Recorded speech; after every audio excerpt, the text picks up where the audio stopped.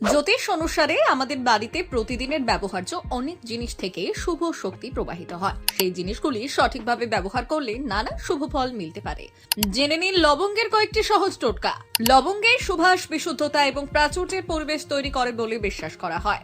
জ্যোতিষেও লবঙ্গকে অধিক গুরুত্বপূর্ণ বলে মনে করে। জ্যোতিষ মতে পার্শ্বে 9টি লবঙ্গ রাখলে খারাপ বা কুনজর থেকে রক্ষা পাওয়া যায়। রাতে ঘুমানোর আগে রূপোর পাত্রে 4-5টি লবঙ্গ এবং 1টি বা 2টি কর্পূর জ্বালিয়ে দিলে ঘরে সুখ শান্তি থাকে। তবে সব থেকে চমকপ্রদ একটি টোটকা হলো বালিশের নিচে লবঙ্গ রেখে ঘুমানো।